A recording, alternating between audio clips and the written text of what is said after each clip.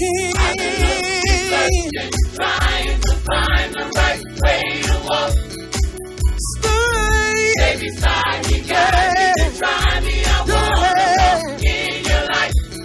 I've been looking, searching, trying to find the right way to walk. The Lord is my light, my salvation. Whom shall I fear? The Lord is the strength of my life. And whom shall I be afraid? Of the wicked, even my enemy. Of the things trust I put all in thee. Believe you got the world in your hand. You bless me, Lord, I know I can stand. Show me the way, Lord. I will be faithful. For I am desolate and afflicted, Lord, show me the way. So I'd like to also speak to those who are watching us live on internet. It is definitely a pleasure and an honor to be here and to stand before you on the Lord's Sabbath day.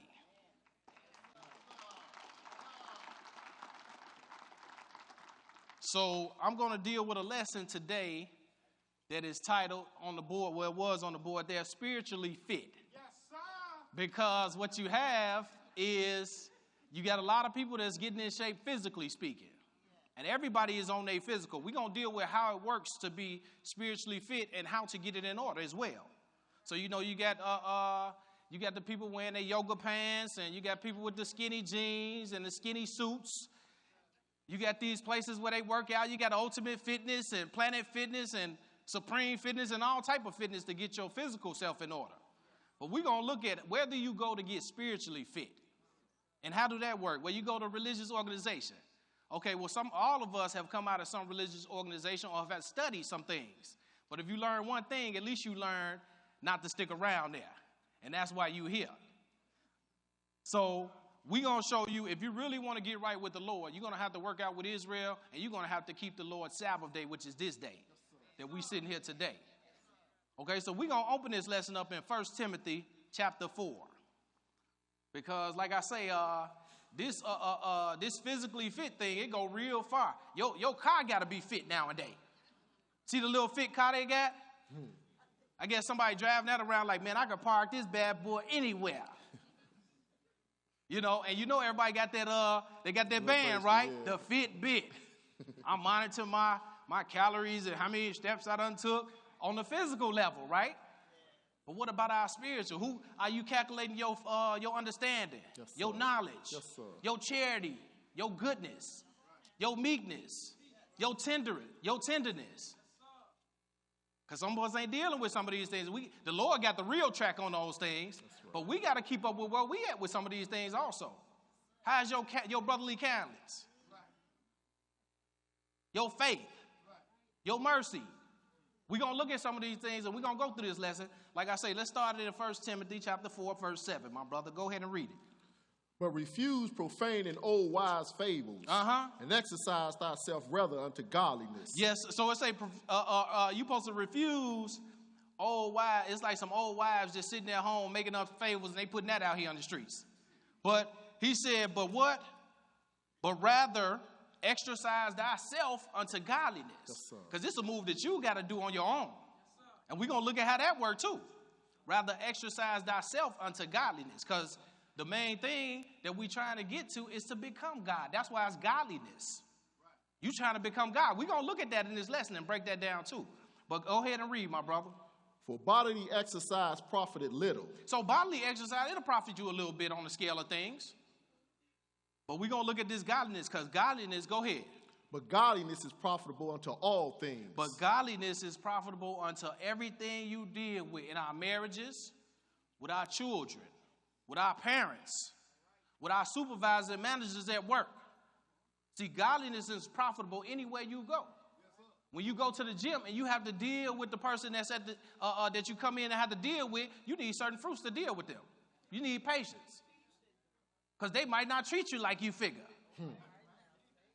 You need kindness when you dealing with people. You go to the supermarket or the bank teller. You got to leave your physical car outside, right? The muscle car, it got to stay outside. But you can bring no fruits with you. Yes, sir. We're going to look at this thing. Go ahead and finish that. Having promise of the life that now is and of that which is to come. Okay, that's good. Let's go into Hosea chapter 9. Because it's like, I bet the Sunday people don't be on the job and tell their boss, you know, Christ did it all. You don't have to do no works.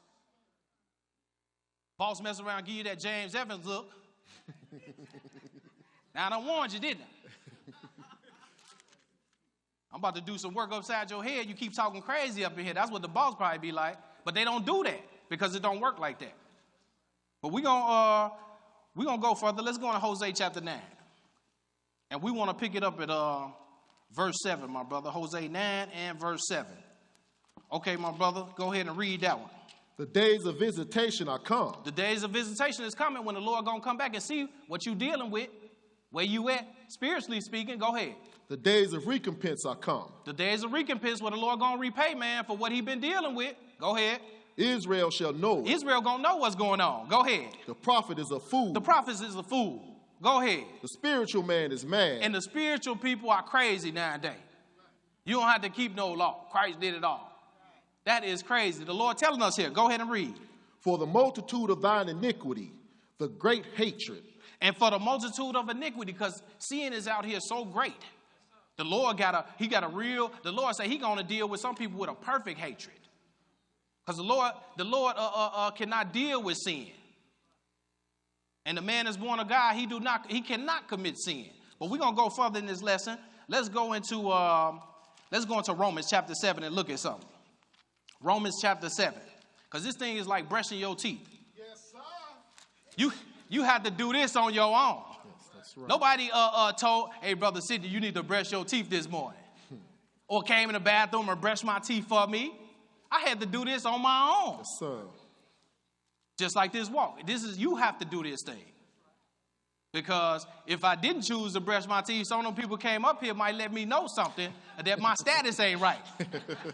Now I'm all offended. This is how some people going to be in the judgment.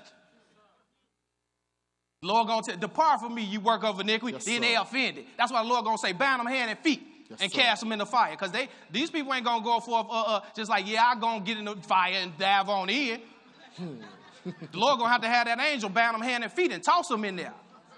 Because you know people going to try to get aggressive because they ain't going to like what they hearing. That's right. But now's the time to make change. Now's the time to repent. Now's the time for salvation. Yes, sir. But now, we're going to go into this Romans chapter 7, and let's look at it. Go ahead and read verse 14, my brother. Romans 7 and 14.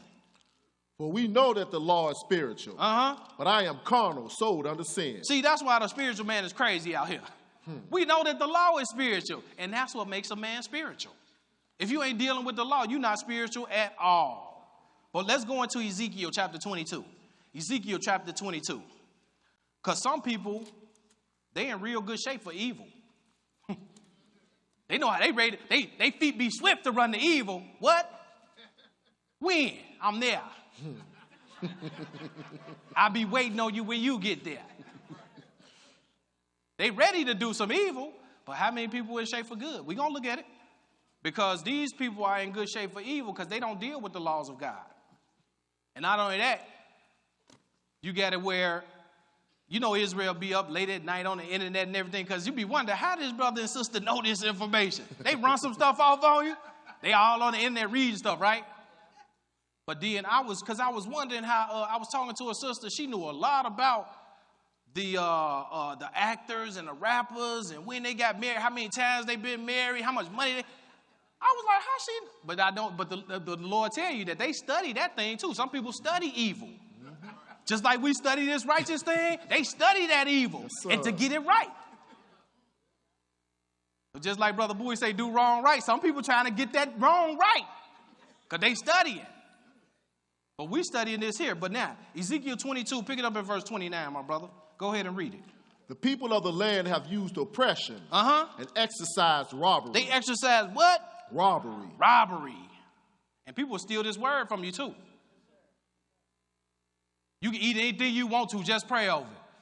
Oh, brother, I thought them brothers was saying that you supposed to eat according to the dietary law. These are the beasts you shall not eat, and these are the beasts you shall eat. That's what that brother was reading to me, man. I like what you saying. And they'll steal that thing from you. It's robbery. But go ahead and read. And have vexed the poor and needy. Yes. Yeah, they have oppressed the stranger wrongfully. Yeah, it's a lot of evil that's going on in the earth. Let's go into 2 Peter chapter 2. 2 Peter chapter 2. Because you got a lot of people robbing. Got a lot of people stealing. Got a lot of shooting and stabbing and all type of stuff that's taking place in the earth. People being wrongfully oppressed, not only physically, but spiritually speaking. There's a lot of information in this earth that will vex your spirit. That's oppression. We're going to look at something. Let's go to 2 Peter chapter 2. 2 Peter, the 2nd chapter. And we're going to pick it up at verse 12. 2 Peter 2 and verse 12. Okay, my brother, go ahead and read that one. But these, as natural brute beasts, made to be taken and destroyed. See, now, the Lord talking about the false preachers, but also he threw the people in there because these people had these false preachers that's teaching them. So how you think they're going to behave? But now, he said, these natural brute beasts are only made to be taken and be destroyed.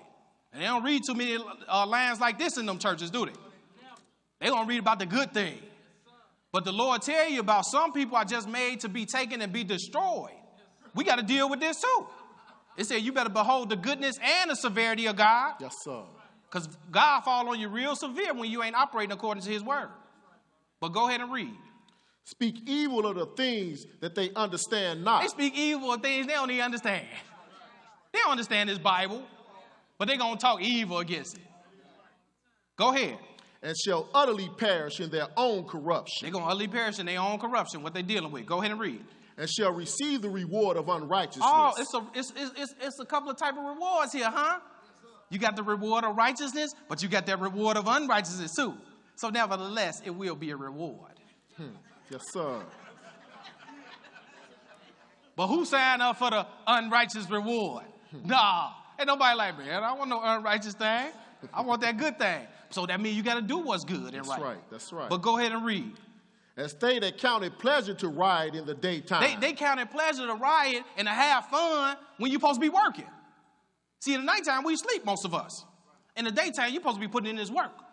You're supposed to be working out. You're supposed to be exercising, getting fit. Yes, sir. On the spiritual side. I was like, yeah, man, I was in the gym the other day, brother. Go ahead and read. Spots they are in blemishes, sporting themselves with their own deceivings while they feast with you. Now, they want to study with you. We serve the same God. No, we don't. Because look what it said in that next verse. Having eyes full of adultery. Man, this man, his eyes ready to commit some adultery. I ain't trying to commit no adultery. I'm trying to keep myself from that. That's one of them unclean things. I'm trying to stay away from. And this guy full of adultery. That's two different mindsets there. But go ahead and read it. And they cannot cease from sin. They can't see. They can't stop, won't stop. They all over. They ready to sin. Just like I done talked to so many people that told me, well, I don't eat pork, but I do eat a little bacon.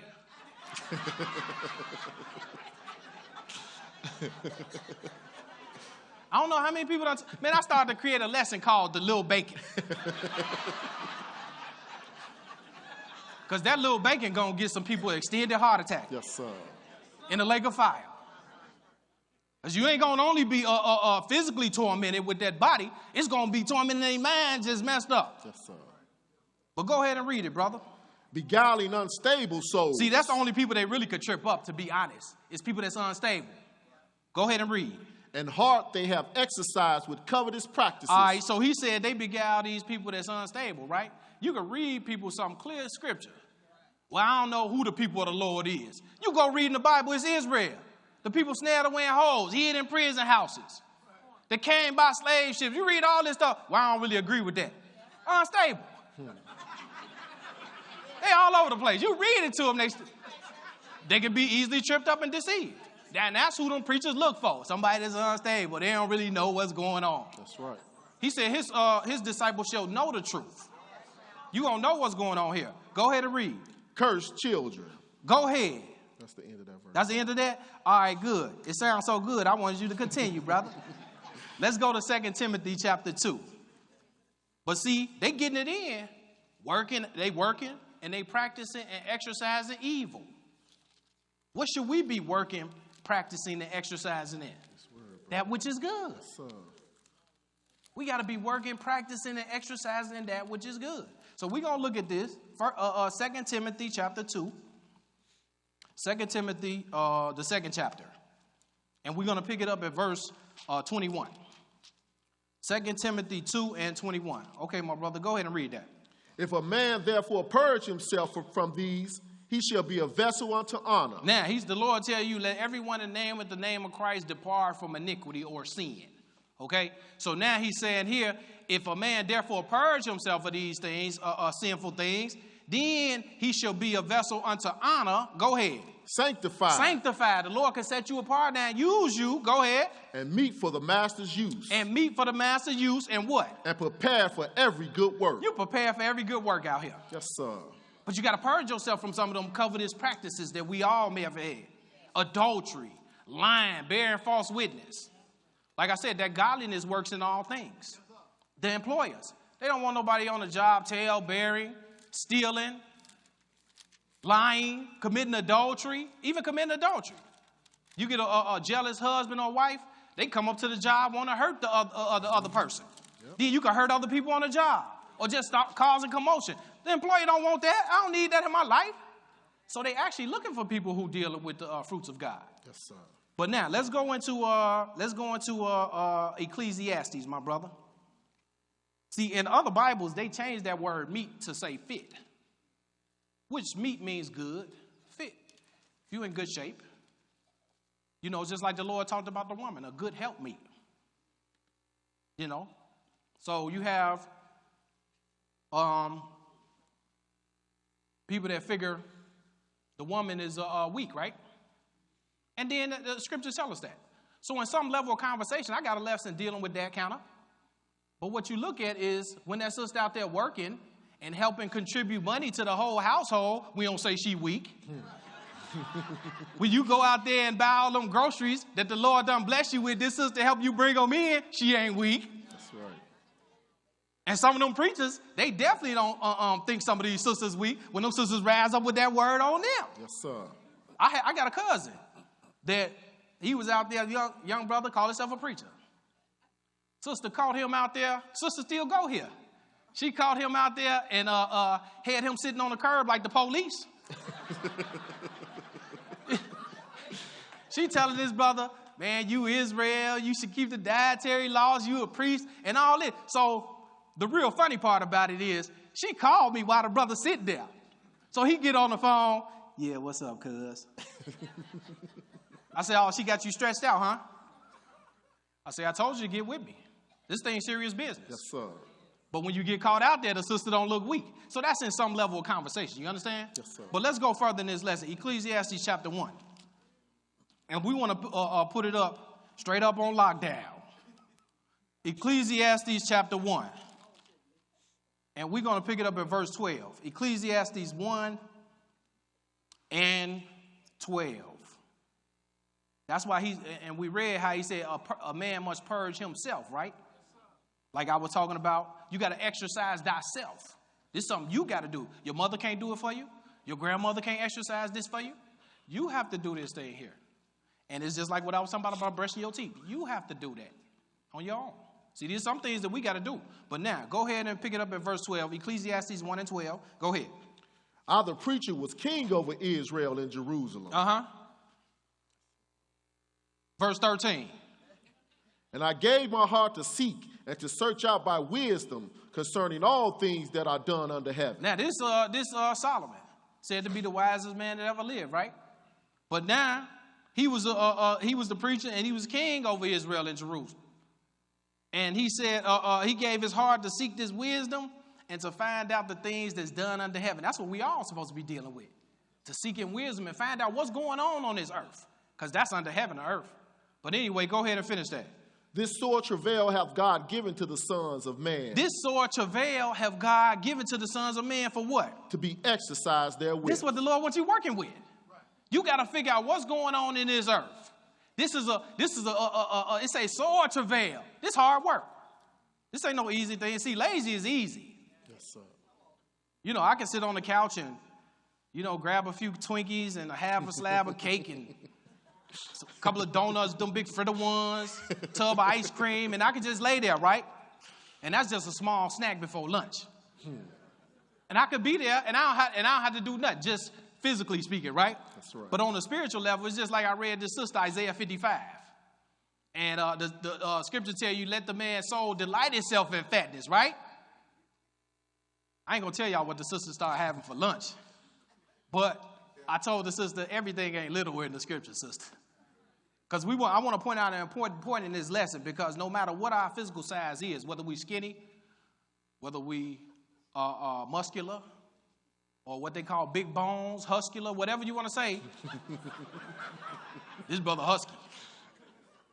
God can be with us if we exercise in these words in our life. Yes, sir.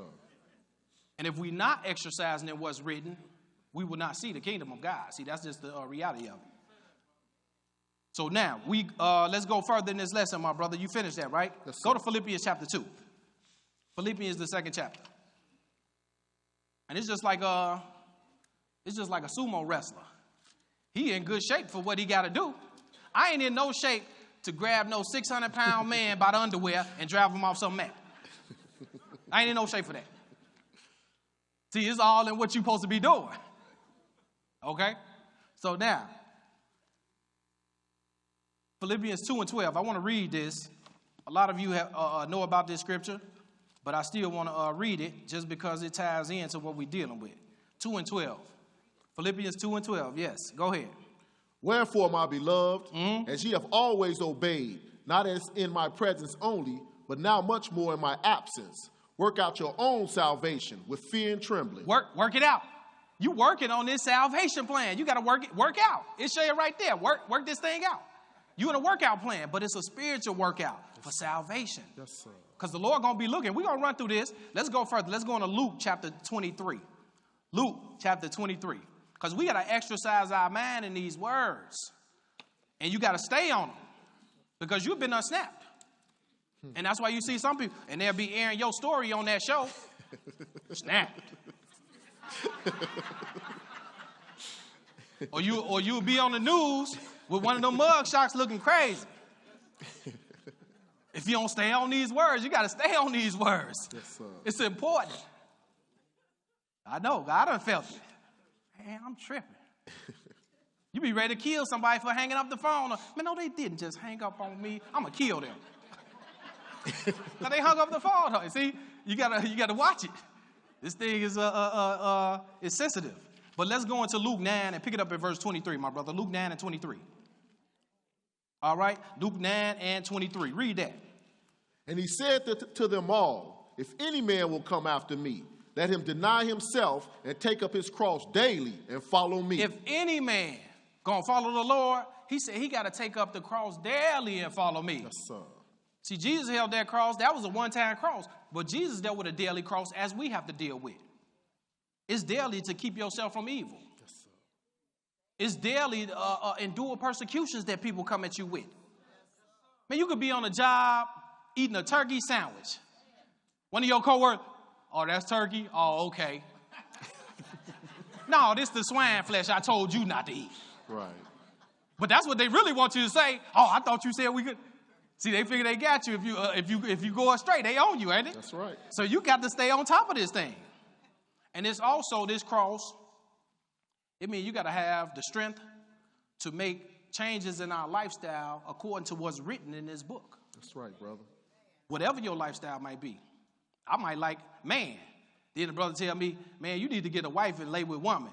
Man, that's messed up. Well, you know, and then you have to be able to do it with joy to make these changes in your life. Yes, sir. You can't be like Cain and then your countenance fall because you got to make some changes according to what the Lord tell you in order to inherit everlasting life. Some people all sad. What? That's too much. Can't nobody do all that. Or, hey, man, like I say, that's all messed up. The one preacher said you could serve your way. I kind of like what he was talking about. See, because it's easy to go take the easy route. That's right. Or that broad path. But now, let's go into Acts chapter 8. Acts chapter 8. Because these religious teachers will have you all messed up. And we're going to look at something. They have you busy hiding and seeking Easter eggs and stuff. And you would think you're serving God. Really. And that's not written on how you serve God, to hide and find Easter eggs. So we have to really know what's going on. But now, let's go into this Acts chapter 8.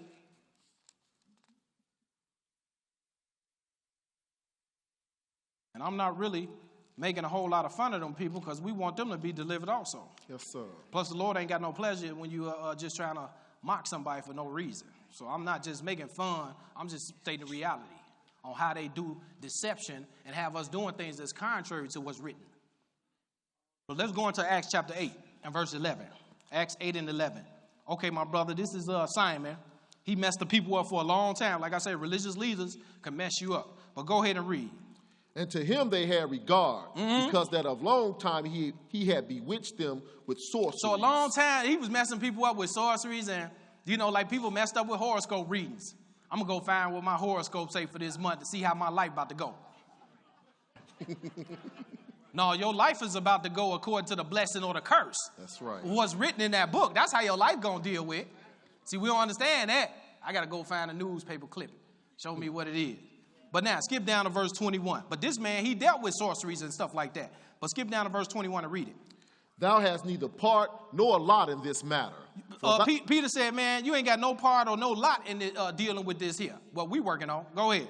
For thy heart is not right in the sight of God. That what? Your heart is not right in the sight of God. That's important, how your heart is set up. Let's go into Acts chapter 19, because our actions and our words tell you where a person's spiritual fitness is at. Two brothers could see the same beautiful woman. They both have a different reaction based on what they're dealing with, where their spiritual fitness is. One brother, ooh, sister, ooh. And then you got the one brother, he just keep doing what he doing based on his spiritual fitness. You got two sisters. They could see the same muscular man. One sister got a different, how her words might be or how she respond is different than somebody that's got their mind focused on the Lord. It's like believers and unbelievers. You got believers, they say, well, a believer tell you, we can't come on one page unless we agree. The unbelievers say, well, we can come on one page and we can just disagree. See, it's always a different type of word than understanding on things. But let's pick this Acts 19 up. Acts chapter 19. And we're going to pick it up at verse 13. Because it's just like somebody, you can invite somebody to come to your house to visit. And you tell them, hey, we don't eat in certain rooms in my house, right? Well, I can eat in any room I want to, long as I pray first. Well, see, since I'm a man of God, I'm going to wait for them to finish praying. And then while they on their way back there to that room, I'm going to crack them in the back of the head with something. And then you know what they going to, man, you mean, I'm leaving. Bye-bye. Man, you rude. Yeah, and you don't follow instructions or laws. See, because it can go back and forth based on where they at, based on where you at. But let's Acts 19, pick it up at verse 13. And these daily situations rise up in our life all the time. And you got to know how to respond. And it's based on where you spiritually fit. But pick it up at verse 13. Go ahead. Then certain of the vagabond Jews, exorcists, took upon them to call over them which had evil spirits the name of the Lord Jesus, saying. Now they going to call on these people the name of Jesus, right? Go ahead. We adjure you by Jesus whom Paul preached. We adjure you by Jesus that Paul preaching about. Go ahead. And there were 7 sons of one Sceva, a Jew, and chief of the priests, which did so. Now these 7 sons was doing this, right? But it's just like they say, man, I adjure you by the wisdom that Brother Andrew teach, or by the spirit that Brother Norwood preach, or by the Jesus Brother Bowie preach, or something like that, or by the words that how Brother Thin bring it, or something like that. They tell, no, you can't go. You got to do this yourself. That's right. You got to study and be ready and physically and spiritually fit to deal with. They weren't spiritually fit to tread on them serpents. Yes, sir. So we're going to see what happened. Go ahead. Verse 15. Uh-huh. And the evil spirit answering said, Jesus I know, and Paul I know. See, Go ahead. But who are ye? See, they wasn't spiritually ready, and he knew that. Jesus I know, and Paul I know, but man, who is you? That evil spirit answered through this man. Go ahead. And the man in whom the evil spirit was leaped on them and overcame them and prevailed against them so that they fled out of the house naked and wounded. Now, you know you take a good whooping when you start out with clothes on, and then you ain't got no clothes when you get finished and you wounded. He whooped all 7 of these boys. This man had an evil spirit on him. Man, Jesus I know, and Paul I know, but who are you? And he was on them. Because he seen what they was at. Because every man got to do this for themselves. You can't base it off of what somebody else did with. That's right. Okay? Just to drive home that point. But let's go to 1 Samuel chapter 24. 1 Samuel chapter 24. It was just like a brother. He did a 1-hour lesson on me one time. Over an hour. And after it was over, I read one verse. That brother went to holler. See it. You think you could devour me with one verse? I knew I had him because he started hollering so. He was upset. He did a long lesson. I brought out one verse because one verse could be powerful. Yes, sir. See, sometimes you don't need to read here, there. Just you can read one place. I'm talking about over an hour lesson with one verse. But that's how the word of the Lord is sometimes. Let's go into 1 Samuel chapter 24. 1 Samuel chapter 24, and we're going to pick it up in verse 4. 1 Samuel 24 and 4. When you get it, my brother, go ahead and read. And the men of David said unto him, Behold, the day of which the Lord said unto thee, Behold, I will deliver thine enemy into thine hand, that thou mayest do to him as it shall seem good unto thee. Now, he said, this is the day that the Lord said to you, man. He going to deliver your enemy to your hand. But that really was bad advice, but go ahead. Then David arose and cut off the skirt of Saul's robe privately. Now, that little words caused David to rise up and to cut off the skirt, right? Go ahead. And it came to pass afterward that David's heart smote him because he had cut off Saul's skirt. Go ahead. And he said unto his men, The Lord forbid that I should do this thing unto my master, the Lord's anointed, to stretch forth mine hand against him, seeing he is the anointed of the Lord. Now, we know Saul was acting up at that point. But David said, hey, man, I ain't about to do this thing. We're going to see because his mind is in a certain place. The reason what could make him do that, because these guys say, hey, man, this is the day the Lord told you, raise up on your enemy and deal with him. No, man, you got to be in the right place so you can understand what's going on. That's right. But go ahead and read. So David stayed his servants with these words. So, hey, you can help somebody. You can calm some people down with words, too. He stayed his servant because his servants was ready to deal with that thing. But he stayed his service with those words, and go ahead. And suffered them not to rise against Saul. But Saul rose up out of the cave and went on his way. Now, he seen he could have got killed, too. Saul just got up on out there, man. Look, this man done spared my life. But now, let's go into Ecclesiastes chapter 10. Because, see, if you had that evil mindset, David could have been like, oh, yeah, I got this Negro now. I'm about to do it to him. But no, he didn't have that mindset. He said, the Lord, no, I ain't ready, because he was in a certain space. He was in a certain understanding. He knew what the Lord is dealing with. And that's how we got to be. You got to know what the Lord is showing you and how you're supposed to behave. But now, let's go into this Ecclesiastes chapter 10 and look at something. Ecclesiastes, the 10th chapter. And we're going to pick it up at verse 4. Ecclesiastes 10 and 4. Okay, my brother, go ahead and read that. If the spirit of the ruler rise up against thee, leave not thy place. For yielding pacifieth great offense. See there? He said, don't leave your place. If the spirit of the ruler, Saul was still the ruler at that time. That's right. He was still in the king's spot. If the ruler rise up, he said, don't leave your place. It's like I tell the sisters sometimes. The Lord said, man shall rule, right? Don't rise. You ain't got to leave you don't have to leave your righteousness if this brother rise up and say something crazy. That's right. But sometimes when somebody rise up on you, we're going to look at this because sometimes it may be some truth in what they're saying to you. That you may need to do some corrections because we're going to look at that. But even if you don't, if they rising up against you wickedly or being evil, then the Lord going to deal with them. He going to repay them for what they doing. So either way it go, we don't have to leave what we dealing with. We don't have to leave our place, which is righteousness, which is peace, mercy, love. You don't have to leave your place. That's what David did. He could have rose up on Saul at that point, but he didn't leave his place. He said, man, he humbled himself. God forbid I do this thing here. That's deep. But now let's go further. Let's go into 2 Samuel chapter 16. See, it's just like Abigail dealing with old Nabal. Now, Nabal, straight fool, right? But she had to deal with this fool running it. So, he made some poor decisions. But the sister, she can't get all upset and bend down and start, yelling or whatever. See? Don't leave your righteousness or your meekness and your tenderness for what this brother on. Because every man working this out for himself, remember? That's right. Exercise thyself. Save thyself. Work out your own salvation. Yes, sir. With fear and trembling of the Lord. I'm afraid to rise up on this situation. Because I know what the Lord said. That knowledge is important. But 2 Samuel chapter 16. 2 Samuel 16 and pick it up at verse 5. 2 Samuel 16 and 5. Go ahead, my brother. And when King David came to Bahurim, behold, this came out a man of the family of the house of Saul, whose name was Shimei, the son of Gera. He came forth and cursed still as he came. Go ahead. And he cast stones at David. He throwing stones at David. Man, take that dude out. Go ahead. And at all the servants of King David. And at all his servants. This dude cussing, throwing stones, all this type of thing. Go ahead. And all the people and all the mighty men were on his right hand and on his left. Now, but David got mighty men on the right and on the left. They're ready to deal. Man, let me take this dog head off, man.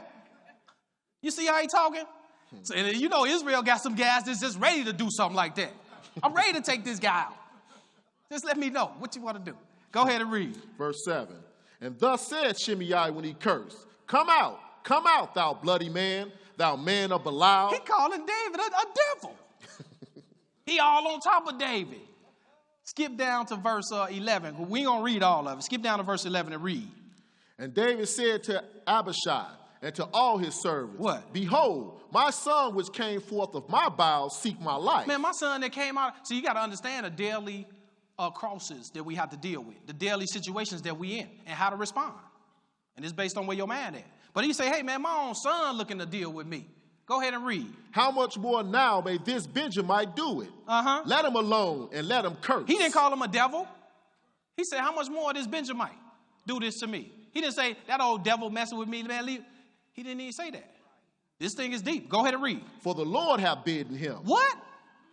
The Lord allowed him to come out here and call me a devil and throw stones and curse me out like this. The Lord allowed him to, come on, David the king? No, brother, that can't be. Take the dog head off, right? No. Well, that's what the brother said in the book. Go ahead and read. It may be that the Lord will look on mine affliction. It may be that the Lord look on what I'm going through. You got to be in a certain place to know how to stay focused. Yes, sir. And don't be distracted. Yes, sir. Stay focused on what the Lord is doing. Yes, and that's David was on it. Yes, sir. That's why he knew not to retaliate or revile. Jesus didn't revile again. He said he was led like a lamb to the slaughter. Yes, he didn't even open his mouth. Yes, sir. He started cussing him out. He said something to Pilate, but go ahead and read. And that the Lord will requite me good for his cursing this day. Man, hopefully the Lord do me good for this cursing this day. And seeing how I maintain myself. And the Lord definitely going to requite you. Yes, sir. For the good or the evil. Right. Go ahead and read. That's it, brother. That's it? Yes, sir. Man, it sounds so good. Let's go to Hebrews chapter 12. So this guy wasn't even no ruler, this Shimei, that's cursing David. He ain't the ruler, but it said if the ruler rise up on you, don't leave your place. And David didn't even leave his place when some cat that ain't the ruler rise up on him. That's right. That's what we got to see. You don't have to be the ruler. You got to know how stuff work. Yes, sir.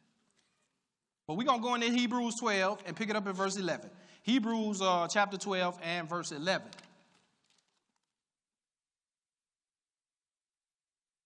Because we're going to look at something what the Lord said here. Hebrews 12 and verse 11.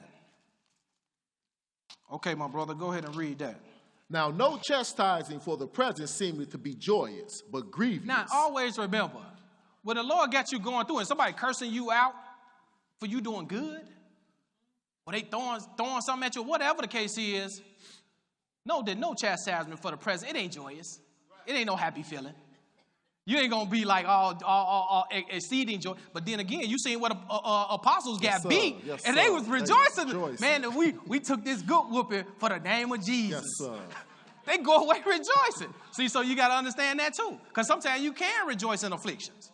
But sometimes it's not always joyous when you're going through it. But you still got to maintain the right attitude. You still got to do that which is right and lawful. Yes.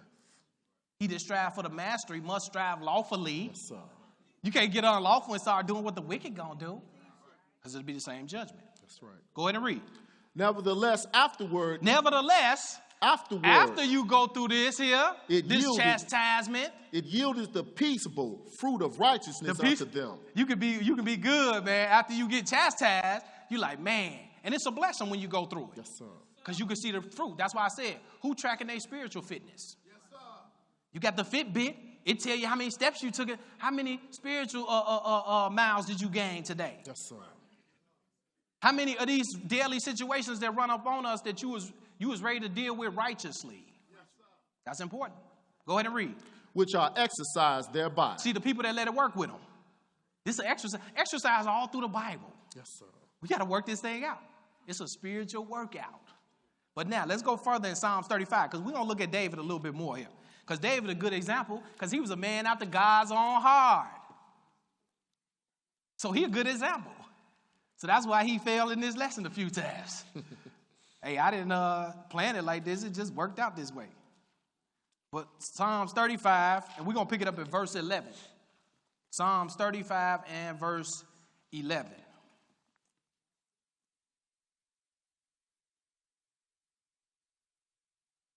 Psalm 35 and 11. Look at what this say, because some people think loving your enemy just came about in the New Testament. See, that's why some brothers say, man, I don't deal with that love your enemy stuff and all that. See, that's New Testament stuff. See, them people too soft. In the New Testament, see, the Old Testament, they'll take your head off. Did they? In all situations? No. Let's go in this Psalms 35, pick it up in verse 11. Go ahead, read, my brother. False witnesses did rise up. They laid to my charge things that I knew not. Man, I didn't even know what they was talking about. Where they getting this stuff from? False witnesses. They raising up on me, saying stuff. Go ahead. They rewarded me evil for good to the spoiling of my soul. Ooh, they was trying to mess me up. They rewarded me evil for the good I'm giving them. Go ahead. But as for me, when they were sick, my clothing was sackcloth. What? Go ahead. I humbled my soul with fasting, and my prayer returned into my own bosom. The prayer didn't really help them out, but I humbled myself, and I was fasting for them. Yes, sir. My enemy that's rising up on me. Talk about stuff I don't even, where they come up with that from? That ain't me. Go ahead. I have behaved myself as though he had been my friend or brother. I act like he was my friend or my brother. This David the king. That's why the Lord going, when he resurrect, he going to be king in Israel still. Yes, sir. This man had a certain mindset about him. Go ahead and read. I bowed down heavily as one that mourneth for his mother. And you know how some of us Israelites feel about our mother. I ain't going to tell y'all what the last thing I did to the man that said something about my mama. Yes, sir. He wasn't feeling good, though. But the whole thing is, and that was before I had some knowledge. Right. But you know how some of us Israelites feel about our mother. Yes, sir. He said he bowed down for his enemy like his mother sick and messed up. That means that brother was on it for his enemy. And this is an Old Testament, ain't it? Yes, sir. Psalm's still part of the Old Testament, ain't it? Because you know, see, people don't like to get into this Old Testament because it's a much bigger. It takes some work to get in that old. See, that little, the New Testament is about that big, right? So I'll breeze through that and I'm cool. See, that new Old Testament, that's the foundation with all that heavy stuff. Yes, sir. You got to get in there and read this stuff. But then they add that Psalms with the New Testament too, if y'all notice. Mm-hmm. But they only read certain of them too. But look at this. This all in the Old Testament. Go ahead and read. Verse 15. Yeah. But in mine adversary they rejoiced. In my adversity, man, when I was in trouble, they was rejoicing when I got in trouble. But when they were sick and all that, I bowed down and prayed. I was fasting for them. Yes, sir. Fasting for my enemy? Oh, they ain't say that in the new book, huh? But you got to know how stuff works. And you got to know where the foundation was at. This brother was fasting for his enemy. Yes, sir. The people that spoke against him. He probably fasted for that boy Shimei. Called him a devil and everything. That's right. Go ahead and read. And gathered themselves together. They gathered themselves together against me. Go ahead. Yeah, the abjects gathered themselves together against me, and I knew it not. They did tear me and ceased not. So he called them a little name, right? The abjects. But now, let's go into 1 Samuel chapter 16. See, you know Israel throw a little shot every now and then. It's just like I said, when the ruler rises up, don't leave your place, right? That's right. But he left his place a little bit because he cut off his skirt, right? But he was sorry for that. He like, man, I shouldn't even did that much. He left his place a little bit, was cutting off the skirt, and he knew it. That's why he said it's hard, smote him. Oh, man, I shouldn't even did that much, man. I should have left the man alone because the Lord going to deal with it. But now, let's go into this 1 Samuel 16. 1 Samuel chapter 16. And we want to pick it up at verse 7. 16 and 7. Okay, my brother, read that. But the Lord said unto Samuel, look not on his countenance or on the height of his stature, because I have refused him. Now, sometimes we're looking at that physical appearance because that we can see that readily right in your presence, right? But like I said, how do you know what somebody's spiritually is? Because Peter told Simon, your heart is not right in the sight of God, brother. That's right. You ain't got no light in this here. But he told him, but he seen what this man was at, even in his mindset, because you're going to see it based on their actions and based on their words. Yes, sir. But go ahead and read. For the Lord seeth not as man seeth. The Lord don't look at it like man look at it. Go ahead. For man looketh on the outward appearance. Man, that brother got some big old muscles. He must be tough. Then a little skinny dude come out there and deal with him. Hey, man, I thought that dude had it going on. Go ahead and read. But the Lord looketh on the heart. The Lord looking on the heart. Yes, sir. And that's important. That's the spiritual fitness that we're talking about here. But let's go into 1 Samuel chapter 1. See, because it's acceptable with God when a man endure grief, suffering wrongfully. You ain't did nothing wrong and you suffering. How many else can do that? Because I know when I'm right, I be trying to say something. No, I'm right this time, brother. I got something to say, right? We got something to say when we right. But can you keep your mouth when you right and somebody treating you wrong? Or treating you like, yeah, when you did something wrong, you like, yeah, I'm wrong. You can be humble, right? I was wrong. I was wrong. My fault. My bad. Excuse me. I'm sorry. Blah, blah, blah, right? But what about when you're right and somebody coming at you? That's what's acceptable to God. And that's what we got. That's what we're really trying to get to. That type of mindset. But now, let's go into 1 Samuel chapter 1. And then we want to pick it up at verse 5. 1 Samuel 1 and verse 5. Okay, go ahead and read. But unto Hannah he gave a worthy portion. Now this is Eli. And go ahead and read. Now he got a couple wives here, right? Yes. Go ahead and read. This is Elkanah. Yeah. Go ahead. For he loved Hannah, but the Lord hath shut up her womb. Now he loved Hannah, and he gave her a worthy portion, but the Lord shut up her womb. Go ahead. The Lord was dealing with her. Go ahead and read. And her adversary also provoked her sore, for to make her fret. Now she was trying to make her like the Lord wasn't dealing with her, trying to get her all worried about it. Her adversary provoked her. Go ahead. Because the Lord has shut up her womb. Because the Lord. Now, see, some people could deal with you because the Lord got you in a situation. And a lot of Israel, we be in situations sometimes. It's just the reality of it. But hey, the situation you in, know what you're going through with the Lord. Don't worry about what people are saying. Because some people, man, that old beat up car, man, how long you going to drive that car, brother? They pull up on you with a nice little Mercedes or something. You like, man. They got touch screens and all this, right? Try to make you a fret. Like the Lord ain't dealing with you. But the Lord got you dealing with something. That's right. That's right. Because you gotta be humble before God. And the Lord said that humility come before honor anyway. Yes, sir. See, we don't understand how stuff be working sometimes. But go ahead and read it.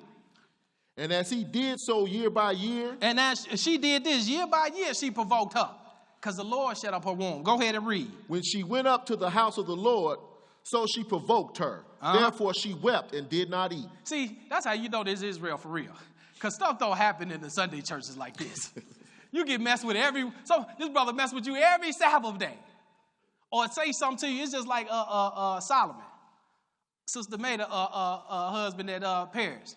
This brother, when he came to me to tell me I was going to be a teacher, the first thing he did was he jumped at me. And then I was like, what's up, brother?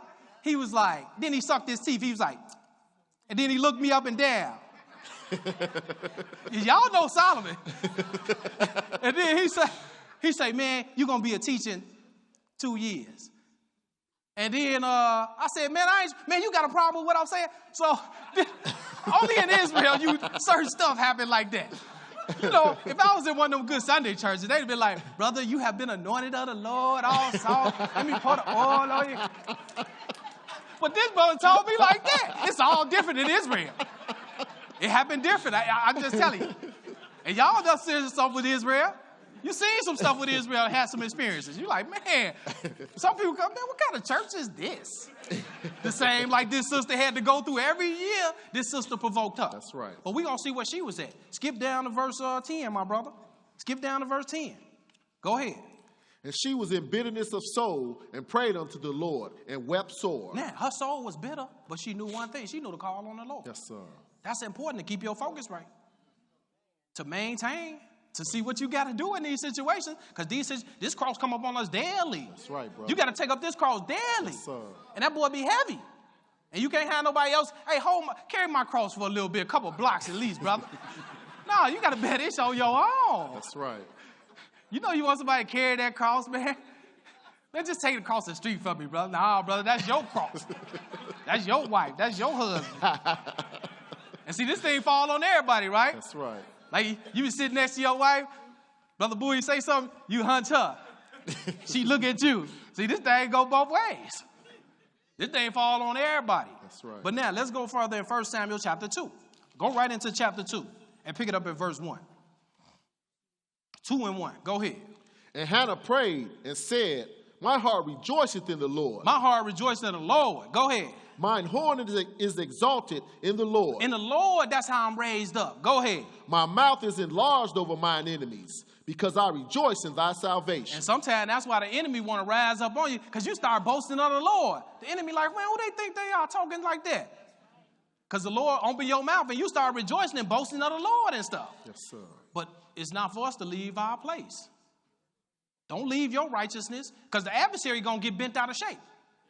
The enemy going to get bent out of shape when you start rejoicing before the Lord. That's right. Go ahead and read. There is none holy as the Lord. None holy as the Lord. She talking. Go ahead. For there is none besides thee. Neither is there any rock like our God. Go ahead. Look what else she say. Talk no more so exceeding proudly. Don't talk it proud now. See, because the Lord, that she knows she going to, this thing, she going to have that baby. But go ahead and read. Let not arrogancy come out of your mouth. No, don't let arrogancy come out. She talking. See, her mouth is enlarged. The Lord don't open her mouth. And see, the enemy get upset when you start boasting of the Lord. Talking about this word and this goodness. Yes, sir. They don't want to hear that. But it ain't up to us to leave what we got to deal with. Still humble ourselves before the Lord. Call on the Lord. Pray, fast, whatever we have to do to stay in tune. Go ahead and read. For the Lord is a God of knowledge, and by him actions are weighed. And by him, he weigh your actions out. Yes, sir. So now, some people go in that other Samuel that we read where it said the Lord don't see like man see, he look on the heart. See, the Lord look on the heart, brother. Then another brother say, well, the Lord weigh your actions out. You got to put them together. The Lord looking at the mindset and what you doing. Because wherever your mindset at, that's how you going to behave. And that's what's in the Lord looking at both of those. He weighing your actions out. It's just like wrestlers and boxers. They do weigh-ins, right? Yeah, well, spiritually speaking, the Lord like, man, you a little light in them back pockets. Spiritually speaking. See, because sometimes we get weighed in the balances in daily situations in our life. Right. And we come up lacking. That's right. You get all upset and bent out of shape when you're supposed to maintain your place. Yes, sir. See, and sometimes we ain't tipping the needle on the scales when it comes to righteousness. That's right, bro. And what we supposed to be doing in daily situations.